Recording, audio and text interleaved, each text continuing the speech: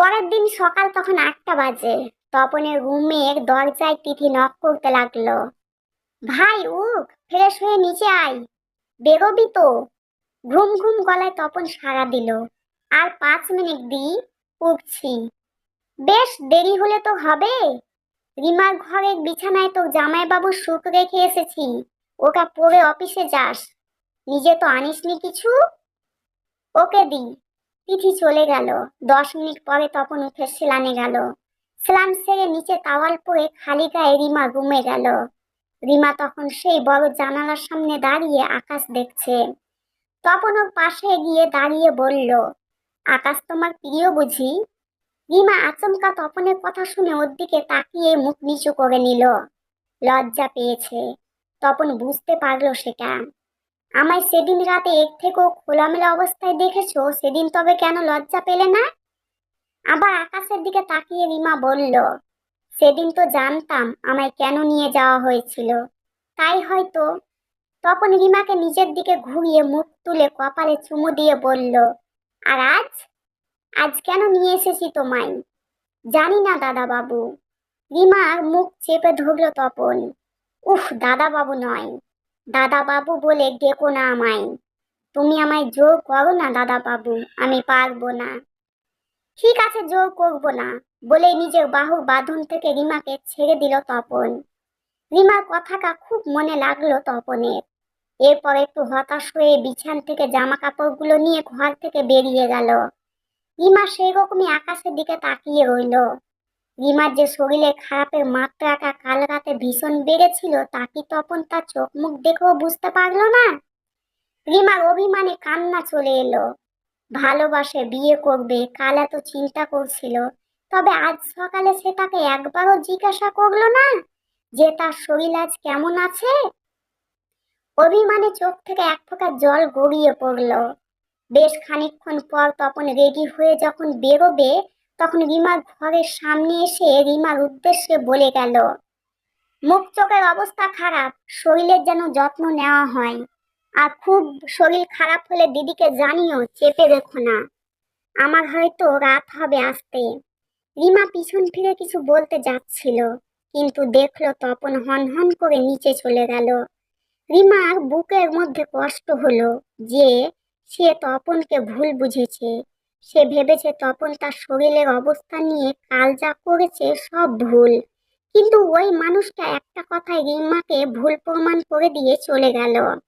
রিমা নিজের মনেই বলল, সাবধানে যেও রাজকুমার।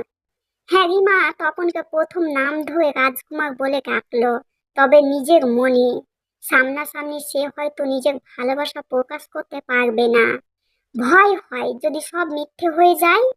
যত বেলা বাড়ছে রিমার শরীরটা যেন ততই খারাপ লাগছে। মাথা যন্ত্রণা, বমি বমি ভাব, গায়ে ব্যথা ততই বাড়ছে। তখন দুপুর 1টা। তিথি একটা গ্লাসে ডাবের জল আনলো। রিমা বিছানায় শুয়ে। তিথিকে দেখে উঠে বসলো। তিথি গ্লাসটা এগিয়ে দিয়ে বলল, কিরে অবেলায় শুয়ে?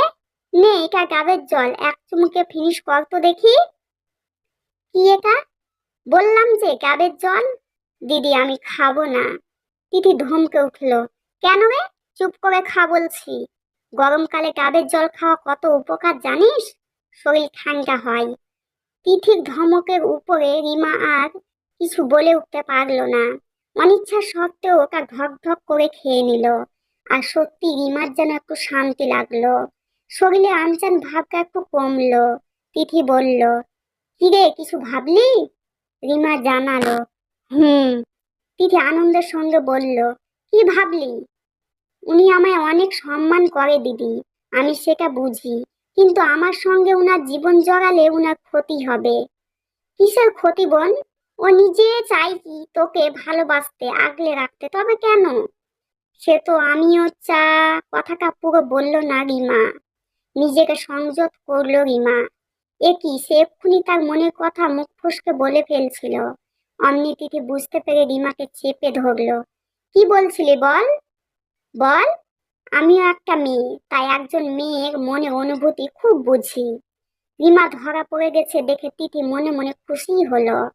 দুপুরের দিকে রিমা বার কয়েক বমি করেছে। তিথি সেটা জানে না। বিকেলের দিকে যখন রিমার শরীর অত্যন্ত খারাপ হয়ে গেল, তখন রিমা আর সহ্য করতে পারলো না। ঘর থেকে বেরিয়ে কোনো রকমে তিথির ঘরের দিকে গেল। রিমার এরকম অবস্থা দেখে তিথি তাড়াতাড়ি রিমাকে ধরে বলল, কি রে, কি অবস্থা, কি হয়েছে? রিমা নিজেকে সামলে বলল, দিদি, খুব কষ্ট হচ্ছে, আর পারছি না।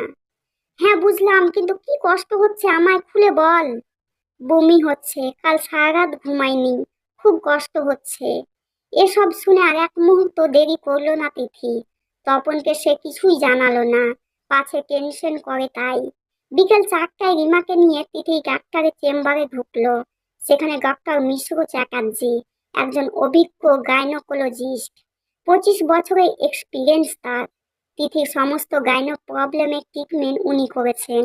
তাই তিথি এক চান্সে রিমাকে ওনার কাছে নিয়ে গেল। তিথি ওকে নিয়ে চেম্বারে ঢুকলো।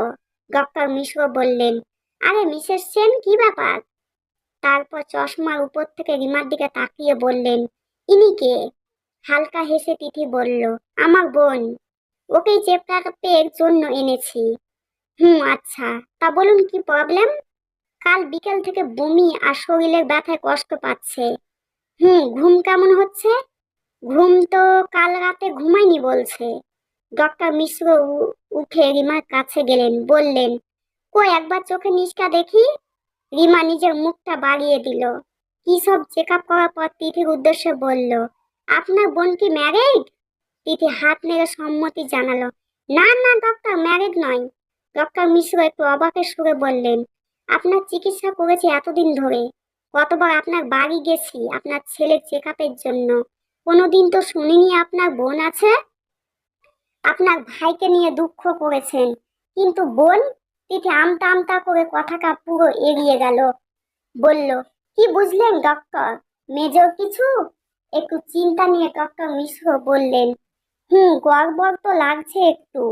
ডক্টর মিশ্র নিজের পেছনের আলমারি থেকে একটা প্রেগনেন্সি কিট বের করে রিমার দিকে বাড়ালেন। সেটা দেখে তিথি রীতিমতো প্রায় ডক্টরকে লাফিয়ে উঠে বলল, না না ডক্টর, আপনি যা ভাবছেন তা নয়। ডক্টর মিশ্র শান্ত গলায় বললেন, 25 বছরের অভিজ্ঞতা, এতটা ভুল কি হবে মিসেস সেন? আপনারটাও আমি দেখেছি। রিমার বুকের মধ্যে উথাল পাথাল হতে লাগলো।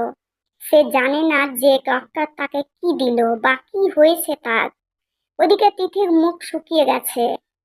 ওর মনে এইসব আসেইনি যে রিমার এইরকম কিছু হতে পারে। তিথি ডক্টরকে বলল, কি হবে তাহলে? দাঁড়ান, আগে টেস্ট করুন উনি। তারপর রিমার উদ্দেশ্যে বললেন, এখন এটা নিয়ে বাড়ি যান। কাল আর্লি মর্নিংয়ে প্রথম যে ইউরিন পাস করবেন, সেটা 2 ড্রপ ওই কিকে ফেলবেন। যদি দুটো রেড দাগ হয় তাহলে কাল দুপুর 1টায় চেম্বারে থাকবো, দিদির সঙ্গে চলে আসবেন।